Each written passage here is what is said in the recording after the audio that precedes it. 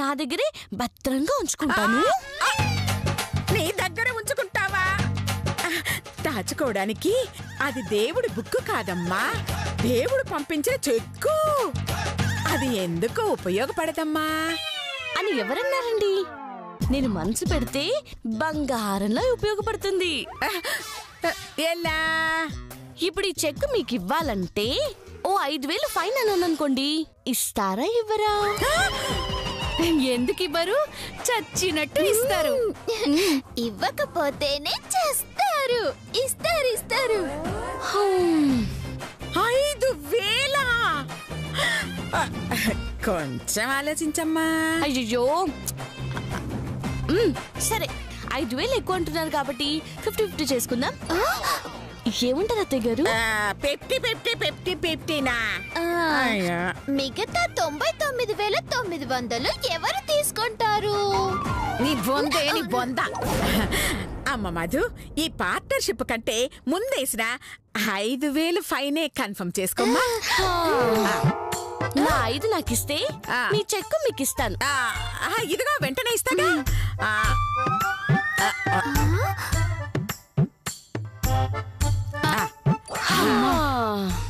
అది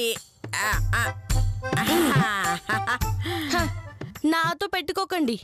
నసాలానికి మసాలా తగిలించి దిమ్మ తిరిగేలా చేస్తా. పొద్దున్న 5,000 మాటాషు.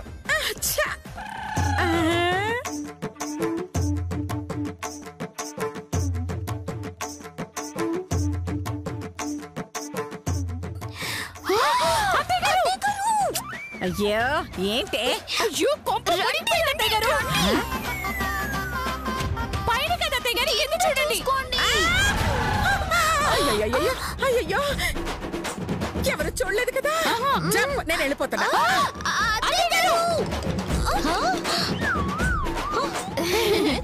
మాకే తెలీదు.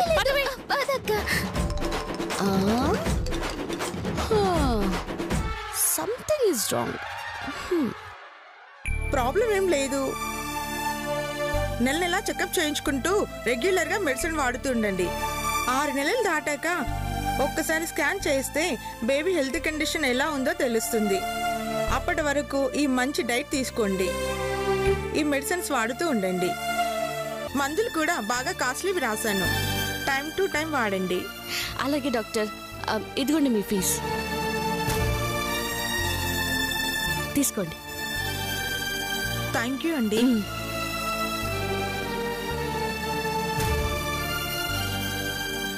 డాక్టర్ చెప్పిన దాని ప్రకారం ట్రీట్మెంట్ కి చాలానే ఖర్చయ్యేలా ఉంది కదా మధు. ఎంతైనా తప్పదు కదా వదినా. పుట్టబోయే బిడ్డ ఆరోగ్యంగా ఉండాలంటే, సుఖప్రసవం జరగాలంటే రెగ్యులర్ చెకప్ లో ఉండడం మంచిది. నిజమే, కానీ ప్రస్తుతం మీ అన్నయ్యకి సినిమాలు లేవమ్మా. 6 నెలలుగా పని లేదు. దాంతో అప్పులు పెరిగిపోయాయి. అమ్మ చెప్పినట్టు పిల్లల్ని కని అప్పుల పాలైపోవడం కంటే అబార్షన్. వదినా పొరపాటున కూడా ఆ మాట నీ నోట రాకూడదు, నేను వినకూడదు. నేను నీకోసం ఖర్చు పెట్టకూడదు వదినా? నా తల్లి తండ్రి బ్రతకుండగా పెట్టకూడదమ్మా. నాకంటూ ఒక పొట్టినిల్లుండగా నువ్వు డబ్బులు ఖర్చు పెట్టకూడదు. నేనే కాదు, ఏ ఆడపిల్లైనా తన తొలిచూరు కాన్పు వాళ్ళ పుట్టింట్లోనే జరిపించుకోవాలనుకుంటుంది. మీ పుట్టింటి నుంచి వచ్చే డబ్బులతోని నువ్వు ట్రీట్మెంట్ చేయించుకోవాలి అని కోరుకుంటున్నావు, అంతేగా? అవును మధు. మీ అమ్మ డబ్బు వాడితేనే నీకు సంతోషం. అవును మధు. అయితే ఇంకా సినిమా చూడొద్దునా? నీ పేరు బయటికి రాకుండా, నీ ట్రీట్మెంట్ అని చెప్పకుండా మీ అమ్మ దగ్గర డబ్బులు వసూలు చేస్తాను. ఆ డబ్బులతోనే నీకు ట్రీట్మెంట్ చేయిస్తాను. నిజమా మధు? నువ్వింటికి వెళ్ళొద్దునా? పుట్టబోయే నా మేనల్లుడికి నీ పుట్టింటి డబ్బులే తెచ్చిస్తాను. Thank you Madhu. వస్తాను. నువ్వు కూడా జాగ్రత్త మధు. అలాగే, మీరు వెళ్ళండి.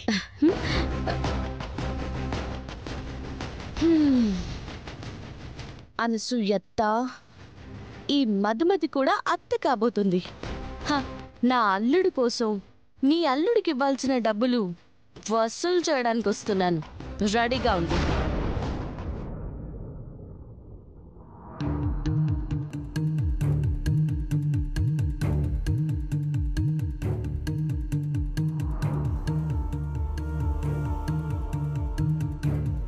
ఏమండి చైతన్య గారు, ఓ 5,000 ఇవ్వండి.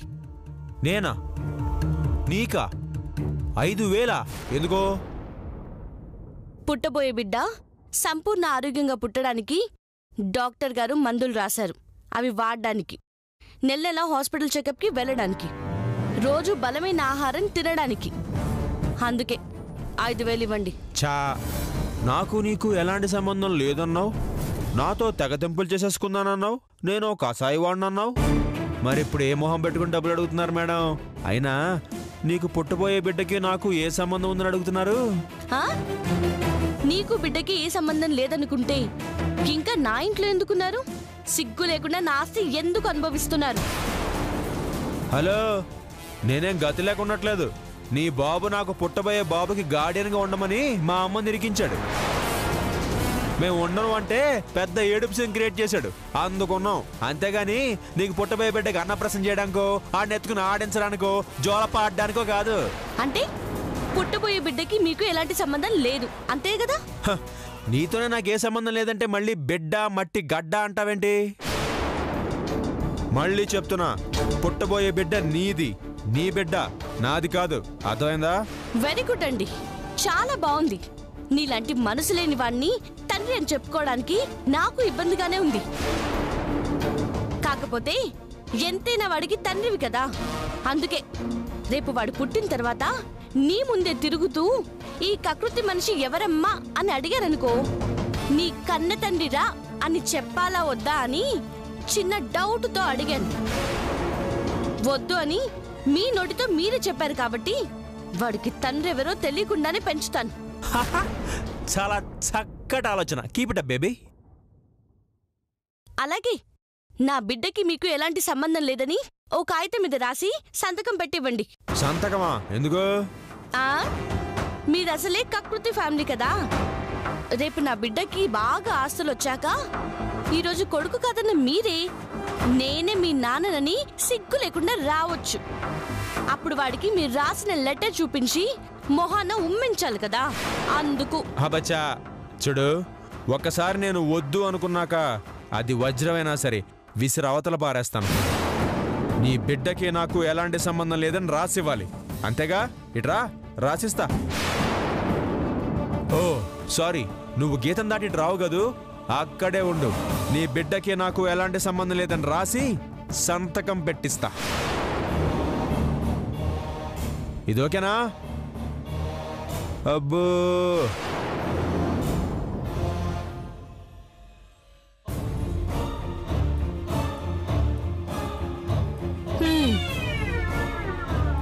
రాస్తున్నాగా, ఎందుకు ఆవేశపడతావు? సరే ఇవ్వండి. రాయనవే. రాశాను, ఇప్పుడు ఇస్తున్నా ఆటోగ్రాఫ్.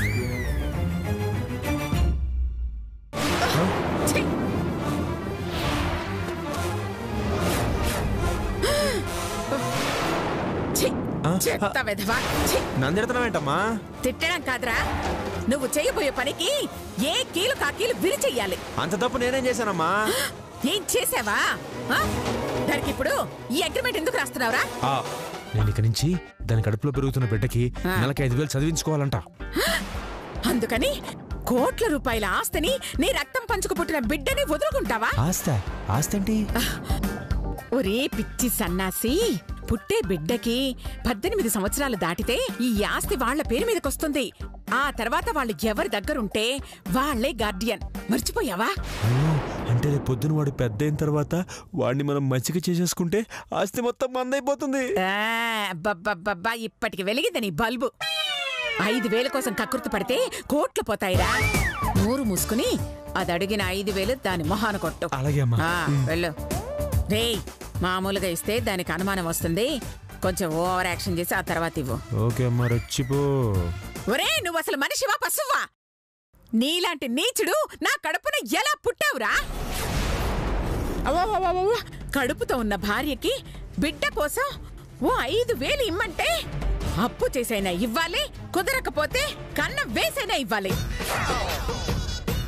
అంతేకాని సినిమాల్లో మగ విలన్లా, సీరియల్లో ఓడ విలన్లలా లేదు కాదు, ఈ బిడ్డతో నాకు సంబంధం లేదు అన్నావో నీలాంటి వాణ్ణి నడి రోడ్లో దారంతో ఉరి వెయ్యాలరా.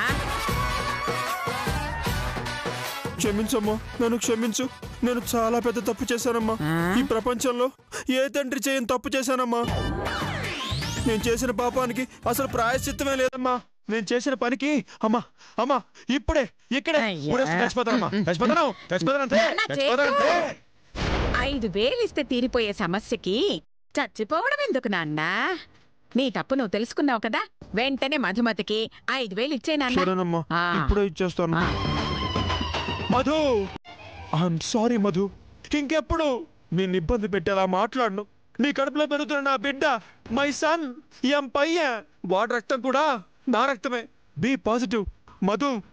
ఇదిగో అర్జెంటుగా ఈ 5,000 తీసుకుని పళ్ళు, వేసిన గుళ్ళు, గుప్పెళ్ళు తిని పిప్పళ్ళ బస్తాలా తయారవు. పట్టుకో అంతే. పట్టుకో. చెప్పండి, మీ ఓవర్ యాక్షన్ చాలా బాగుందండి. కానీ మీ దగ్గర నుంచి 5,000 వసూలు చేస్తున్నందుకు మాత్రం చాలా హ్యాపీగా ఉందండి. నెల టైం టు టైం మనీ ఇవ్వండి, లేదా అగ్రిమెంట్ మీద సంతకం పెట్టండి. ఇవ్వండి. అమ్మా, నెలలా ఇవ్వాలమ్మా.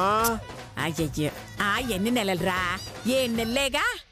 ఆ తరువాత ఈ ఆస్తి మొత్తం మనదే. నిజమేనమ్మా. 7 నెలలు అది వసూలు చేస్తే ఆ తర్వాత నుంచి మనం వసూలు చేద్దాం. అంతే నాన్న. పద వెళ్దాం, తిని పెడదాం రా.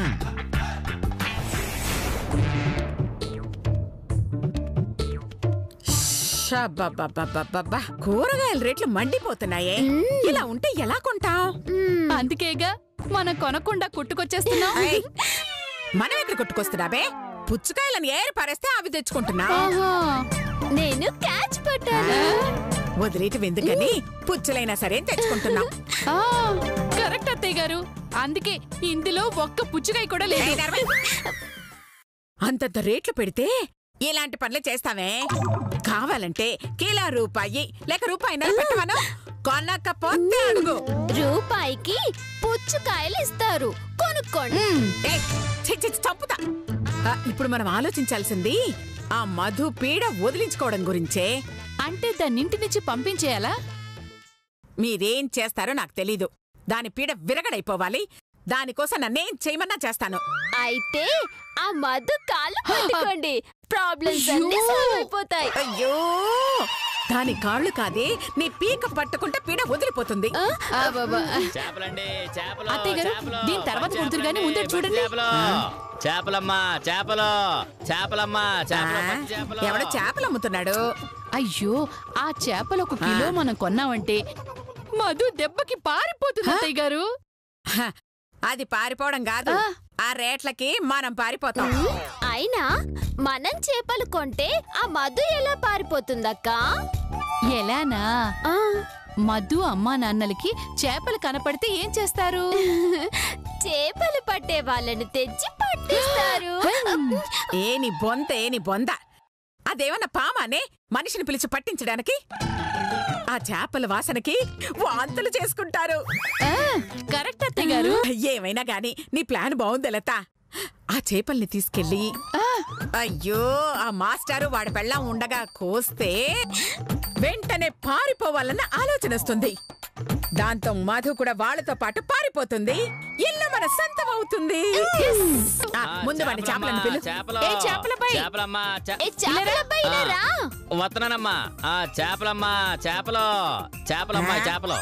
చేపలమ్మా ఏంట్రా?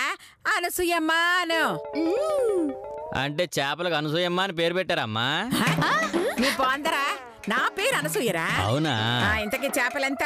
మీకు ఎన్ని కిలోలు కావాలమ్మా? ఎన్ని? ఓ 20 కిలోలు. 20 కిలోలమ్మా? అన్ని కిలోలు నా దగ్గర లేవమ్మా. అలాగా, పర్వాలేదులే. ఎంతకిస్తా? ఎంత 200లేనమ్మా. అంత చీపా? అవును. సర్లే ఇవ్వు. ఒక్కోటి కిలో ఉన్నాయమ్మా, మొత్తం 2 కిలోలు. 2 కిలోలా? ఓకే ఓకే ఉండు. ఇదిగా ఇదిగోండమ్మా, 200 తీసుకో. ఇదేంటమ్మా 20 రూపాయలు ఇచ్చారు? ఇవెన్ని కిలోలు? 2 కిలోలమ్మా. 20 కిలోలు 200 అంటే కిలో 10 రూపాయలేగా? అవును. అందుకే 2 కిలోలకి 20 ఇచ్చాను. నేను 200 చెప్పింది 20 కిలోలకు కాదమ్మా, కిలోకమ్మా.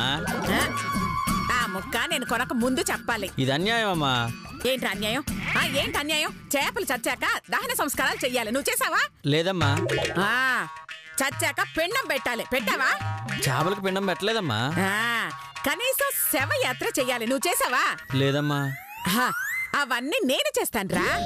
ఇంటికి వెళ్ళేటప్పుడు ఊపుకుంటూ ఊరేగిస్తాను. ఉప్పు కారంతో పిండం పెడతాను. ఉడికించి దహన సంస్కారాలు చేస్తాను. అంటే నీకంటాల్సిన పాపాలన్నీ నేను అంటించుకుంటున్నాను రా. అందుకు నువ్వే నాకు 200 ఇవ్వాలి. ఇవ్వు. అలాగే. ఇదిగో అమ్మా.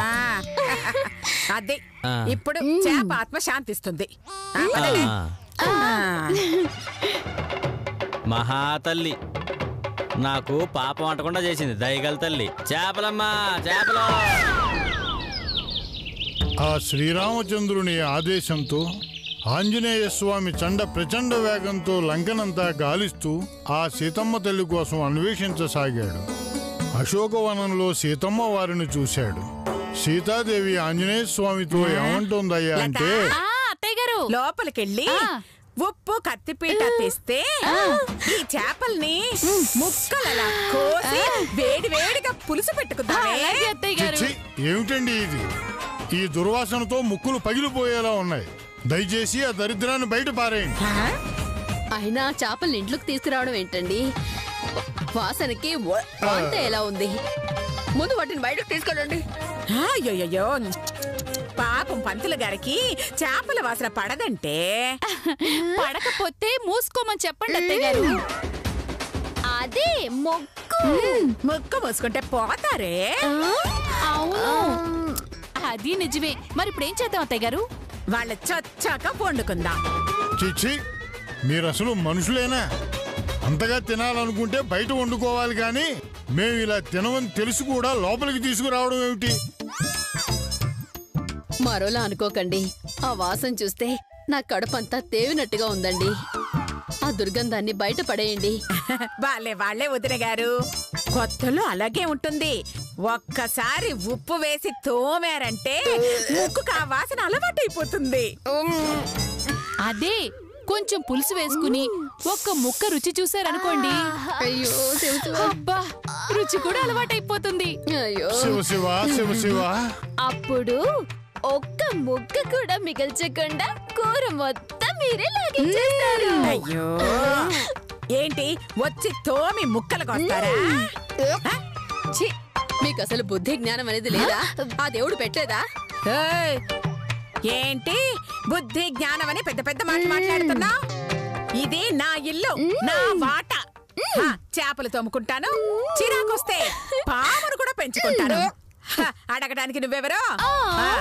ఏ లత, నువ్వు వెళ్ళి ఉప్పు తీసుకురావే.